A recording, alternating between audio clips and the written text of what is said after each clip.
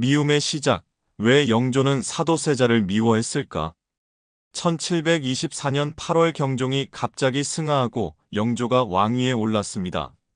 하지만 그의 즉위는 축복이 아니라 의심으로 시작되었습니다.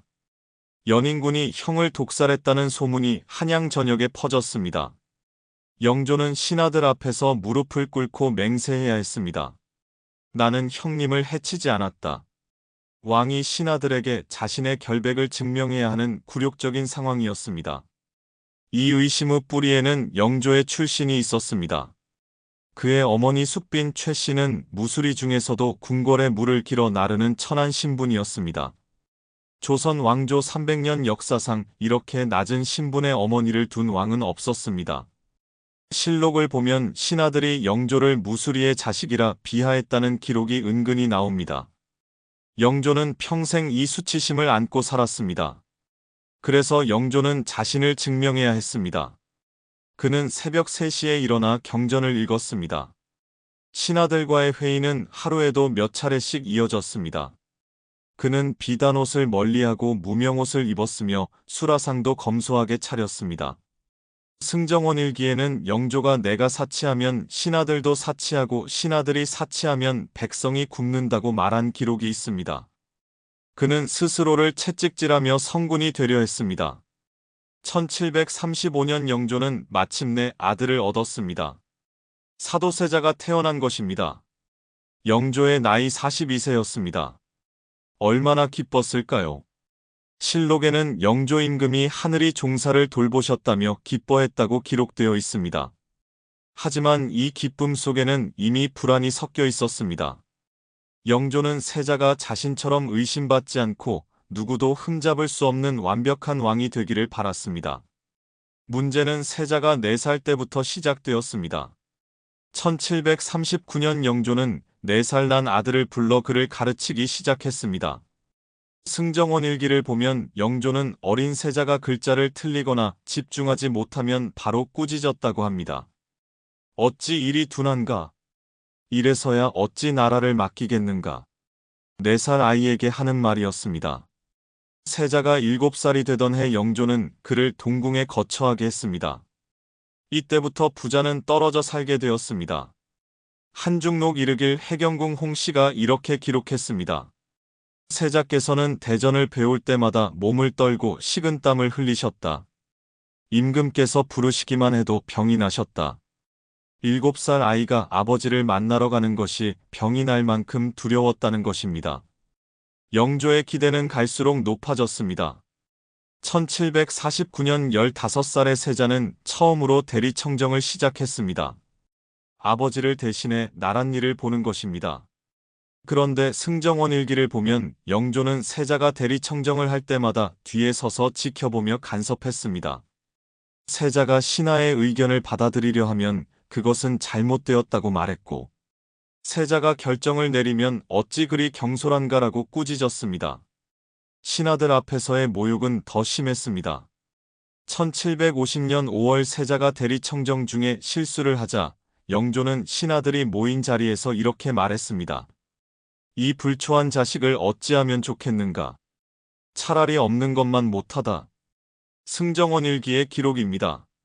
신하들은 아무 말도 할 수 없었습니다. 왕이 왕세자를 아버지가 아들을 공개적으로 모욕하는 상황이었습니다. 세자는 점점 위축되었습니다. 한중록에는 세자가 아버지 앞에 나가기 전에 옷을 갈아입고 또 갈아입으며 한두 시간을 보냈다고 합니다.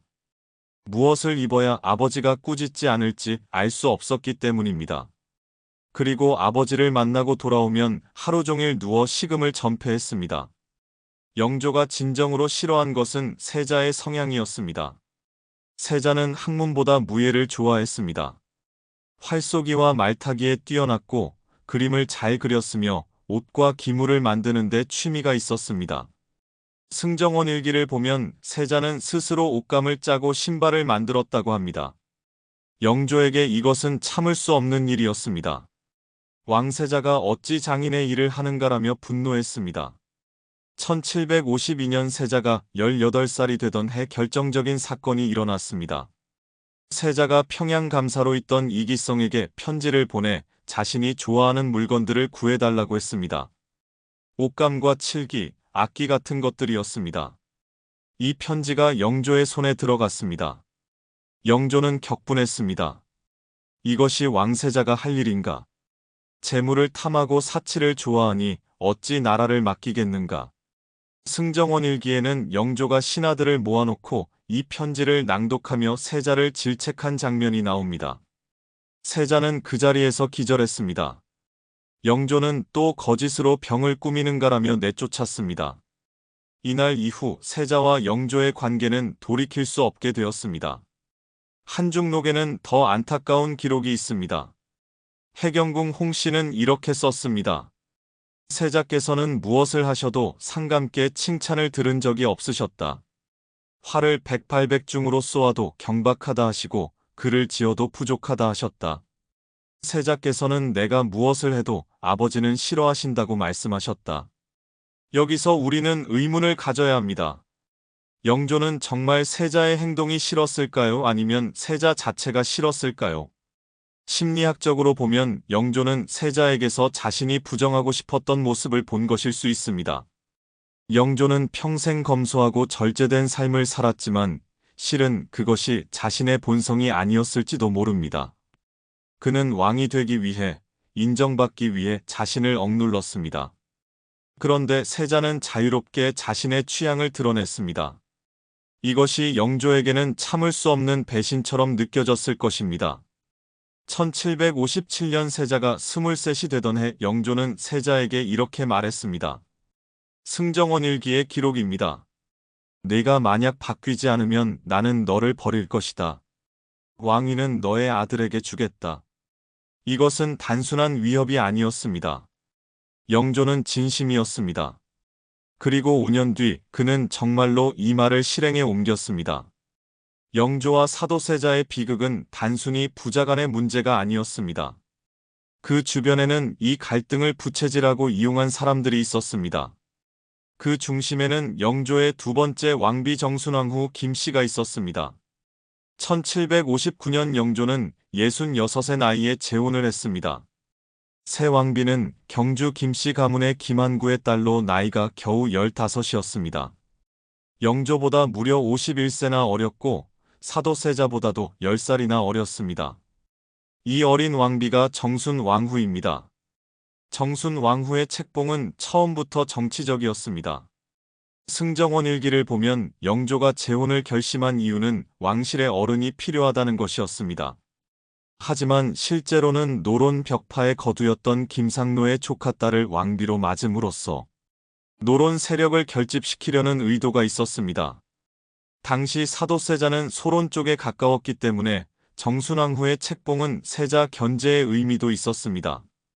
정순왕후는 어렸지만 정치적으로 매우 영리했습니다. 그녀는 곧 영조가 세자를 못마땅하게 여긴다는 것을 알아챘습니다. 그리고 이것을 자신의 친정인 경주 김씨 가문의 권력 강화에 이용하기 시작했습니다. 한중록에는 정순왕후가 세자의 행동을 일일이 영조에게 보고했다는 기록이 나옵니다. 세자께서 오늘 또 궁녀를 꾸짖으셨습니다. 세자께서 밤늦도록 기물을 만드셨습니다. 세자께서 신하들과 만났는데 그 중에 소론이 많았습니다. 이런 보고들이 영조에게 매일같이 전해졌습니다. 승정원 일기에는 영조가 중궁께서 알려주시니 내가 세자의 행동을 알 수 있다라고 말한 기록이 있습니다. 정순왕후의 의도는 명확했습니다. 만약 사도세자가 왕이 되면 처가인 풍산 홍씨가 권력을 잡게 됩니다. 해경궁 홍씨의 아버지 홍봉환은 이미 영의정까지 오른 실력자였습니다. 반대로 세자가 폐위되거나 제거되면 그 자리는 비게 되고 경주 김씨가 권력의 중심이 될 수 있었습니다. 하지만 정순왕후 혼자서는 부족했습니다. 그녀에게는 협력자들이 있었습니다. 가장 중요한 인물은 김상노였습니다. 정순왕후의 친정 백부이자 노론 벽파의 영수였던 그는 영조에게 막강한 영향력을 가지고 있었습니다. 승정원 일기를 보면 김상노는 수시로 영조를 아련하며 세자 문제를 거론했습니다. 1760년 2월 김상노는 영조에게 이렇게 말했습니다. 세자의 행동이 갈수록 방자합니다. 궁중에서 사람을 함부로 대하고 신하들과 어울려 당을 만들고 있습니다. 이것을 그냥 두면 나라가 위태로워질 것입니다. 승정원 일기의 기록입니다. 영조는 경의 말이 옳다며 고개를 끄덕였습니다. 김상노의 말에는 과장과 왜곡이 섞여 있었습니다. 세자가 궁녀와 환관들을 폭력적으로 대한 것은 사실이었지만 이것은 정신질환 때문이었지 정치적 야심 때문이 아니었습니다. 또한 세자가 소론 신하들과 가까웠던 것도 사실이지만 이것은 노론인 영조와 정순왕후 측에서 세자를 배척했기 때문이기도 했습니다. 하지만 김상노는 이 모든 것을 세자의 역모로 포장했습니다. 1762년 윤5월 드디어 결정적인 사건이 터졌습니다. 나경원의 고변입니다. 나경원은 무명의 선비로 양반이라고 하지만 실제로는 별 볼일 없는 인물이었습니다. 그런 그가 갑자기 상소를 올렸습니다. 사도세자가 역모를 꾸미고 있습니다. 무기를 모으고 사람을 모아 역모를 준비하고 있습니다. 이 상소는 명백한 거짓이었습니다. 승정원 일기를 보면 나경원은 구체적인 증거를 하나도 제시하지 못했습니다. 신문을 받으면서도 횡설수설했고 말을 계속 바꿨습니다. 하지만 영조는 이 고변을 심각하게 받아들였습니다. 아니, 받아들이기로 결심했다고 하는 편이 정확할 것입니다. 여기서 의문이 생깁니다. 나경원은 왜 이런 거짓 고변을 했을까요? 그리고 누가 그를 사주했을까요? 한중록에는 해경궁 홍씨가 이것은 필시 누군가의 사주가 있었을 것이라고 추측한 대목이 나옵니다. 정조는 즉위 후 나경원을 잡아 신문했지만 나경원은 배후를 밝히지 않고 죽었습니다. 상황으로 미루어 볼 때 정순왕후와 김상노 일파가 관련되었을 가능성이 큽니다. 그들은 영조가 세자 문제로 고민하고 있다는 것을 알고 있었고 결정적인 한방이 필요했습니다. 나경원의 고변은 그 기회를 제공했습니다. 설령 그들이 직접 사주하지 않았더라도 고변 이후의 상황 전개를 주도한 것은 분명합니다. 그러던 어느 날 영조는 신하들을 모았습니다. 승정원 일기에는 이날의 상황이 상세히 기록되어 있습니다. 영조는 나경원의 상소를 낭독한 뒤 신하들에게 물었습니다. 세자를 어찌하면 좋겠는가? 신하들은 아무 말도 할 수 없었습니다. 이때 정순왕후가 나타났습니다. 그녀는 영조에게 이렇게 말했습니다. 세자를 이대로 두면 나라가 위태롭습니다. 전하께서는 결단을 내리셔야 합니다. 승정원 일기에는 중궁이 앞으로 나와 아래였다고만 기록되어 있지만 한중록에는 더 구체적으로 나옵니다. 정순왕후는 세자의 죄상을 하나하나 열거하며 폐위를 주장했습니다. 홍봉하는 사위를 살리려 했지만 이미 늦었습니다. 그는 무릎을 꿇고 세자를 살려주소서라고 애원했지만 영조는 듣지 않았습니다. 경은 물러가라. 이것은 내 집안일이다. 영조의 말이었습니다. 정순왕후의 역할은 여기서 끝나지 않았습니다. 세자가 뒤주에 갇힌 8일 동안 그녀는 영조 곁을 지키며 세자를 풀어주지 못하도록 막았습니다. 한중록에는 중궁께서 세자를 풀어주자는 신하들의 청을 모두 막았다라는 기록이 있습니다. 세자가 죽은 뒤에도 정순왕후는 세손 즉 훗날의 정조를 견제했습니다. 그렇다면 정순왕후는 악녀였을까요? 단순히 그렇게 말하기는 어렵습니다. 그녀는 15의 나이에 66 노인의 후처로 들어온 어린 소녀였습니다. 궁궐에서 살아남기 위해서는 정치적으로 행동해야 했습니다. 또한 사도세자의 정신질환과 폭력은 실제로 많은 사람을 다치게 했고 왕실의 위신을 떨어뜨렸습니다. 정순왕후의 입장에서는 세자가 왕이 되는 것을 막는 것이 국가를 위한 일이라고 생각했을 수도 있습니다. 하지만 그녀의 방법은 잔인했습니다. 세자를 치료하거나 보호하는 대신 제거하는 쪽을 택했습니다. 그리고 그 과정에서 거짓과 과장을 이용했습니다. 승정원 일기를 꼼꼼히 읽어보면 세자에 대한 고발 중 상당수가 과장되거나 맥락이 왜곡된 것임을 알 수 있습니다. 이모화변 이후 정순왕후는 영조가 죽을 때까지 궁중을 장악했습니다. 그리고 영조가 죽고 정조가 즉위하자 정조의 개혁을 방해했습니다. 정조는 할머니인 정순왕후와 평생 대립했습니다. 정조가 죽고 순조가 어린 나이에 즉위하자 정순왕후는 수렴청정을 하며 다시 권력을 잡았습니다. 그녀는 정조가 등용했던 개혁파 신하들을 제거하고 노론벽파의 세상을 만들었습니다. 정순왕후는 1805년에 세상을 뜹니다. 그녀의 나이 61살이었습니다. 15세 왕비가 되어 46년을 궁궐에서 살았습니다. 그 긴 세월 동안 그녀는 권력을 지키기 위해 싸웠고 많은 사람의 운명을 좌우했습니다. 사도세자의 죽음은 그 시작이었습니다. 영조와 사도세자의 비극에는 이렇게 복잡한 정치적 역학이 얽혀 있었습니다. 단순히 아버지가 아들을 미워해서 일어난 일이 아니었습니다.